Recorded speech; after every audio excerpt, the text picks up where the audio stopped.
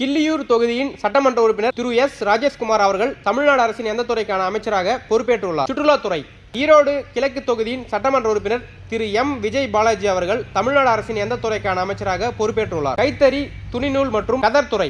காசிபுரம் தொகுதியின் சட்டமன்ற உறுப்பினர் திரு டி லோகேஷ் தமிழ்ச்செல்வன் அவர்கள் தமிழ்நாடு அரசின் எந்த துறைக்கான அமைச்சராக பொறுப்பேற்றுள்ளார்? வணிக வரி மற்றும் பதிவுத்துறை. சேலம் தெற்கு தொகுதியின் சட்டமன்ற உறுப்பினர் திரு ஏ விஜய் தமிழன் பார்த்திபன் அவர்கள் தமிழ்நாடு அரசின் எந்த துறைக்கான அமைச்சராக பொறுப்பேற்றுள்ளார்? போக்குவரத்து துறை. ஸ்ரீரங்கம் தொகுதியின் சட்டமன்ற உறுப்பினர் திரு ரமேஷ் அவர்கள் தமிழ்நாடு அரசின் எந்த துறைக்கான அமைச்சராக பொறுப்பேற்றுள்ளார்? இந்து சமய அறநிலையத்துறை. இன்னைக்கு உங்களுக்கான ஜிகே மார்க் என்னன்னா, தேர்தலில் வாக்களிக்க யாருக்கு விருப்பமில்லை என்பதை குறிக்கும் நோட்டா முறை இந்தியாவில் எப்போது அறிமுகப்படுத்தப்பட்டது? ஆன்சர் வந்து கமெண்ட்ஸ் பண்ணுங்க. பாலிட்டி ஆர்டிகல்ஸ்லேருந்து எல்லா வருஷமும் வந்து கவர்மெண்ட் எக்ஸாம்ஸில் கொஷின்ஸ் கேட்டே இருப்பாங்க. ஒவ்வொரு ஆர்டிகளும் பார்த்திங்க அப்படின்னா உங்களுக்கு வந்து எளிமைப்படுத்தப்பட்டு படங்களோட பிடிஎஃப் வந்து ரெடி பண்ணியிருக்கும். எக்ஸாம் டைமில் ஆர்டிகல்ஸ் படிக்கிறதுக்குலாம் ரொம்ப டஃப்பாக இருக்கிறதால ரிவிஷன் பண்ணுறதுக்கு ரொம்ப ஹெல்ப்ஃபுல்லாக இருக்கும். ஸோ இந்த ஆர்டிகல்ஸ் பிடிஎஃபோட ரேட் பார்த்திங்க அப்படின்னா 49 rupees மட்டும் தான். இந்த பிடிஎஃப் தேவைப்படுறவங்க இந்த ஸ்க்ரீனில் தர வாட்ஸ்அப் நம்பருக்கு ஈஸி ஆர்டிகல்ஸ் பிடிஎஃப் அப்படின்னு சொல்லிட்டு மெசேஜ் பண்ணுங்கள்.